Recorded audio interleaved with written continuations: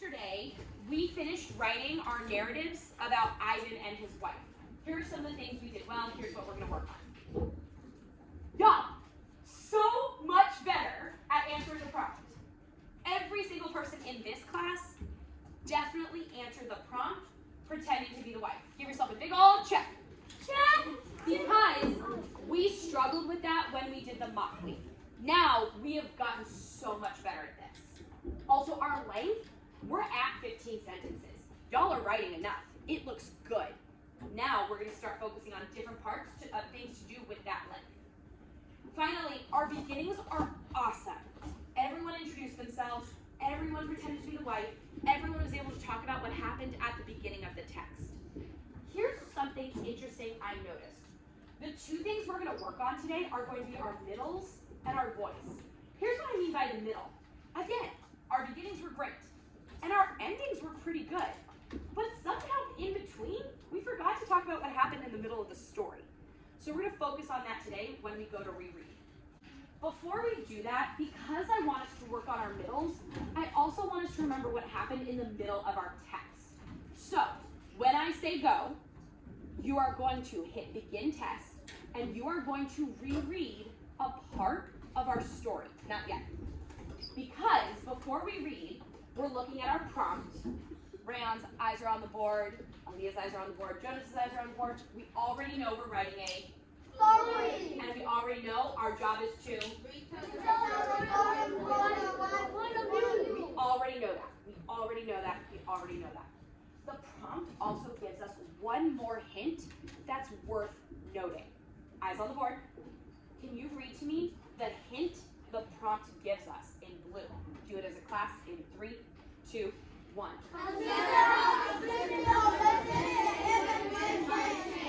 How the setting and events might change. As we go reread, I want you to be thinking, how could the setting and events change if I'm pretending to be the wife? Here's your job. When I say go, you are reading from paragraph 1 all the way to paragraph 12. You're going to stop when you get to paragraph 13. As you read, you are thinking, how could the setting and events change from the wife's point of view? Are you ready? Yeah. I'm going to give you 5 minutes to reread silent and solo. Go. Imani's eyes are on the text. Aaliyah got the reading right away. I want to know, based off what we reread, what about the setting or events would we change because we are pretending to be the wife? Some of us started to highlight it. Jaquavion has an idea. Landon has an idea. Aaliyah has an idea. What about the setting or events would we change because we're the wife?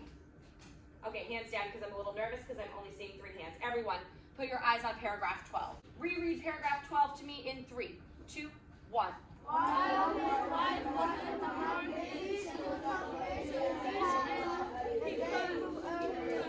Together with a dead hare and a basket full of stale cakes from the baker's, and he took them into the woods. When he came home, he was empty-handed. Pause. Are you pretending to be Ivan? No. Who are you pretending to be? The wife. What does the wife do in this paragraph? Silence. 3, 2, 1. She goes to the market. While his wife was at the market, what should we include when we go write our middles? What happened at the market? I know what happened. You have an idea? Do you have an idea? You have an idea? No, You have an idea? Put it in your brain. I want you to put your idea about what happened with the wife at the market in your brain and tell the person sitting across from you. no. If you are sitting closest to the hallway, you're going to share your idea first. If you are sitting close to the window, you can either build onto their idea or you can share your idea. Hallway goes first. Go. What do you think is going to happen? Tell me. 1, 2, 3, all eyes on me. 1, 2, eyes on you. I don't want you to tell me yet. I heard almost every table have the right idea. She went to the market. What did she do? Don't tell me. You're going to tell me in your writing today. Before we do that, I want you to take your computer and I want you to alligator it. We're going to put our computer to the side because now we're going to take a look at somebody's writing. Everyone now has their paper with the exemplar and the criteria for success on it. Put that on top of your paper. Now that you have your paper with your exemplar and your checklist, let's look at our checklist real quick. You've seen this checklist before. It's been on the bottom of your narratives. It matches our narrative criteria for success. Number 1, what does it say? JC.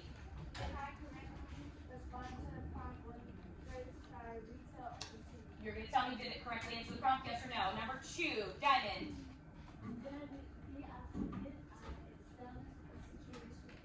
Yes or no? You get to choose. Number 3, Landon. You choose. Number 4, Mello. Did I wrap up the story appropriately? Beautiful. Number 5, Eddie. All right, 1, 2, 3, all eyes on me. 1, 2, eyes on you. Ooh, try that again, please. 1, 2, 3, all eyes on me. 1, 2, eyes on I know that your eyes actually didn't go to me automatically. It's because you're ready to jump in and do this. You are going to have 5 minutes to read this exemplar. As you read, you are deciding if it meets this criteria for success. I got you. 5 minutes to read and give it a score, yes or no. Ready? Go.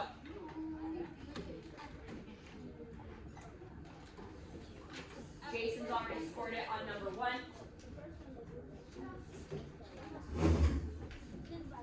Can you give me an example of why?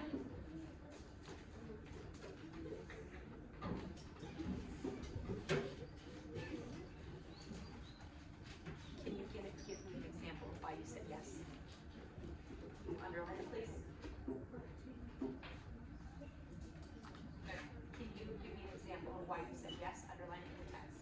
Pass me, I'm sorry, I said yes and I got you.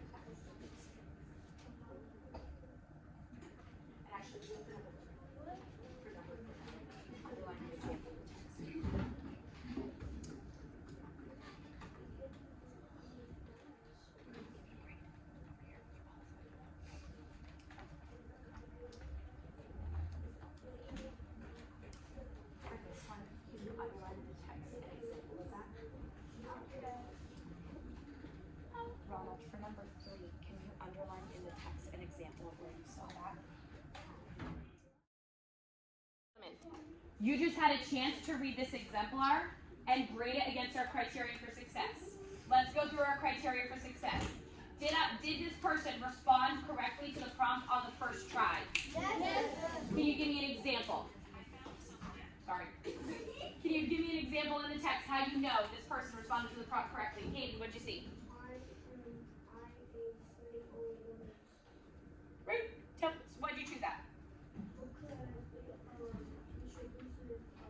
It introduces the character. We know that the prompt has to be written by as a woman. You are pretending to be white. Thank you. Number 2, in the beginning, did this person establish the characters and a situation? Class? Yes. Can you give me an example of where you saw that? Jaquavia?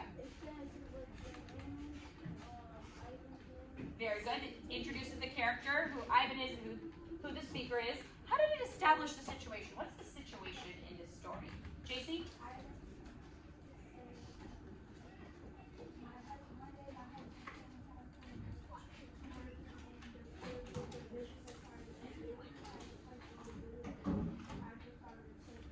Excellent. Let's look at number 3.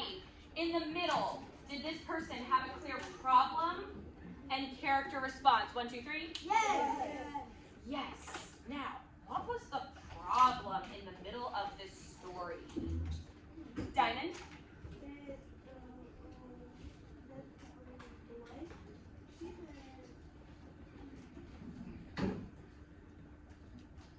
Ivan's looking in a minute. Small crumb. Keep it small.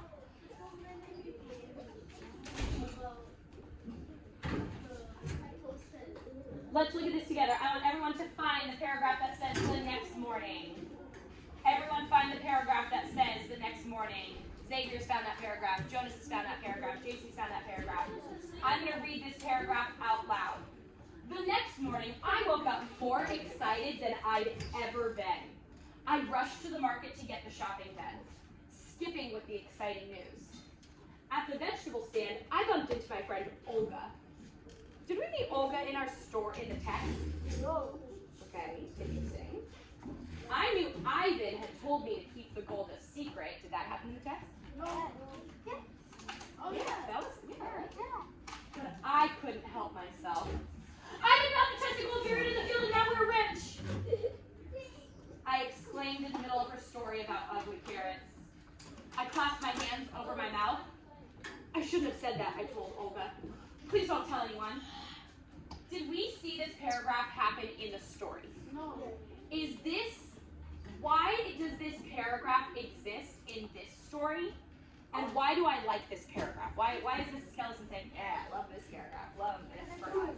I see a couple ideas, so I want us to turn and talk. If you're sitting next to the window, closer to the window, you're going to talk first. Talk to the person across from you. Why does Mrs. Kellison like this paragraph? Go.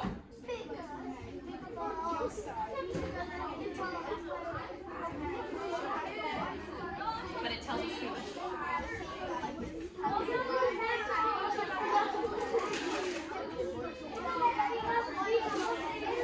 Because what we know in the story, the wife did.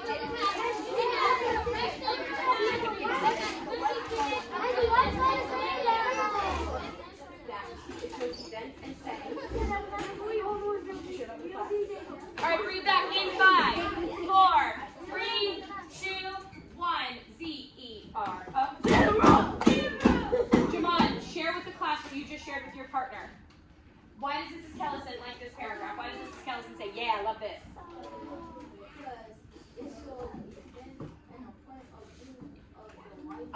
It shows events from the point of view of the wife. It shows a different setting from the point of view of the wife. Because Ronald, what do we know is true about the wife from the text? We know that the wife started gossiping, it showed that she was gossiping. Oh, this is an example of the wife gossiping when she went to the market. Oh, okay.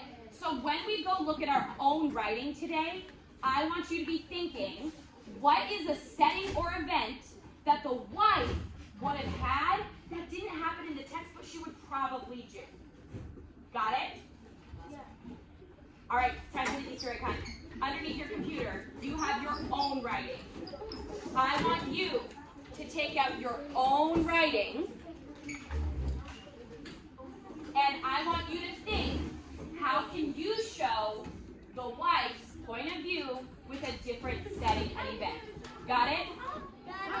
You have 5, 1, 2, 3, all eyes on me. I know we're excited to see the love notes that I wrote on your essays. Before we look at those love notes, reread what you wrote. I want you to find a place where you can show the wife's point of view with new settings and events. Are you ready? Yeah. Go.